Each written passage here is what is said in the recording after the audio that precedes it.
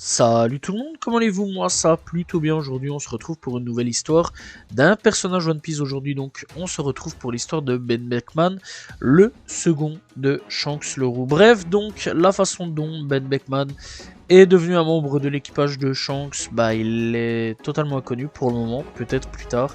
Bref, donc dans la ville natale de Monkey D. Luffy, il tente d'expliquer la décision de son capitaine qui refuse de prendre Luffy avec lui. Plus tard, après l'incident avec Iguma, Beckman, héros, affronte ses hommes. Ils démolirent donc tous les bandits, ne laissant que leur chef debout. On le reverra donc après tout ça durant l'arc Arlong Park, lorsque Mihawk donc informe l'équipage sur Luffy.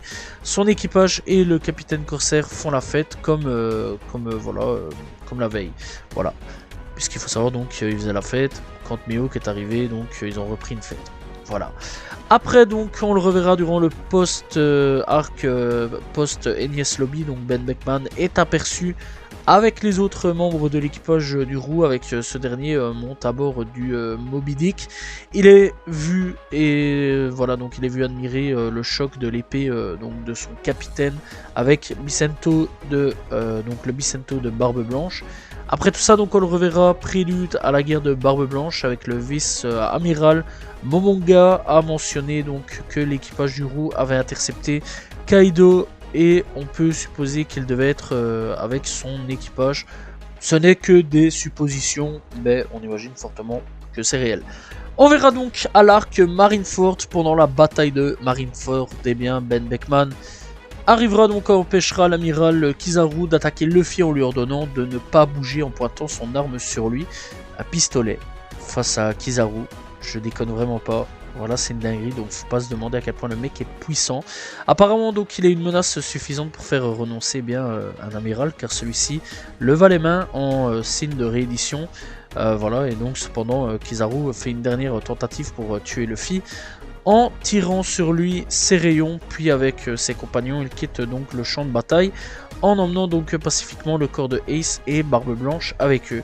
Après la guerre, Beckman est vu à l'enterrement d'Ace et Barbe Blanche quelques jours après, et ils sont quelque part sur une île inconnue dans le Nouveau Monde qu'on ne connaîtra pas jusqu'à l'heure actuelle, peut-être plus tard aussi dans l'œuvre. Donc voilà, après on le revoit donc à l'Arc Whole Cake Island, on le revoit plus tard sur une île en ruine avec son équipage, fêtant un mariage et on apprend donc les nouvelles sur la prime de l'équipage du chapeau de paille, et on le reverra donc durant aussi l'arc du pays des Wa. Une semaine donc après le raid sur Onigashima, les pirates du Roux ont navigué vers la périphérie plutôt du pays des Wa. Alors que les autres étaient ravis de revoir Luffy, Beckman lisait le journal, lorsque Shanks s'est assis à ses côtés et lui a dit qu'il était temps qu'il bouge et revendique le One Piece.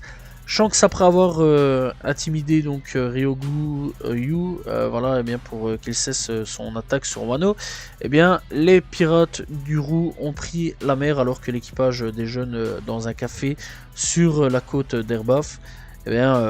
Rockstar informe Shanks que Kid les attaque et qu'il semble qu'ils devront donc se battre. Le capitaine déclare ensuite que la supernova a eu un mauvais timing car il était sur le point de partir. Il s'excuse ensuite auprès du reste de l'équipage, mais soutient qu'il est normal de s'attaquer avec de s'attarder donc avec un vieil ami qu'il croyait mort depuis longtemps. Beckman fait remarquer que les ennemis seront furieux d'attendre, et le Kiru lui demande s'il croit vraiment qu'ils ne seront en colère que contre le capitaine Shanks. Donne alors l'ordre de mettre les voiles pour combattre en mer afin de ne pas risquer d'abîmer l'île. D'ailleurs, très rare aussi quand il y a des attaques en mer de One Piece. Faut quand même le signaler, souvent c'est sur terre. Puis demande à Dory et Brogy s'ils lui prêter main forte. Tous les deux se réjouissent ainsi Koimo et Kasae.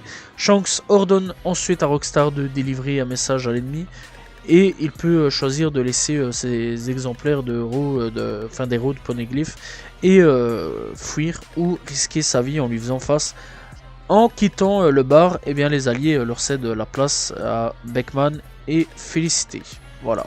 Cependant, Beckman et les commandants n'ont pas eu à intervenir. Shanks a vaincu Kid et Killer seul.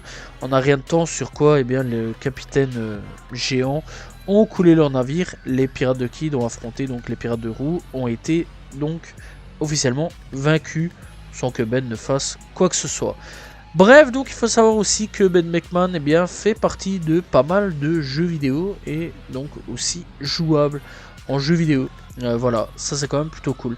Il fait partie donc en tant que jouable eh bien, de One Piece Going Baseball, One Piece plutôt Berry Match, One Piece to Sandstorm, One Piece Treasure Cross, One Piece Booty Rush. Alors en tant que support, on le retrouve sur Grand Battle 2, Grand Battle 3, Grand Battle Rush, Gigant Battle 2, New World, Grand Adventure. On retrouve sur Dance Battle et Burning Bloat, et non jouable, mais on va quand même sur Bekong de Pirate King et Mazase King of Berry. Voilà, à ce niveau-là. Bref, donc, c'est un personnage quand même assez intéressant, hein, Ben Beckman. Malheureusement, on connaît pas beaucoup de choses sur lui. Voilà, on sait juste que bah il a une personnalité un peu intéressante sur pas mal de choses. Vraiment, il garde quand même pas mal son sang-froid à ce niveau-là. Le gars, on sent vraiment qu'il est puissant, hein, vraiment rien que sur certains points, etc.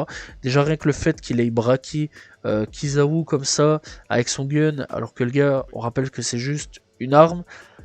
C'est quand même assez chaud. C'est quand même assez chaud. Le gars, faut pas se demander à quel point il doit être puissant à mort.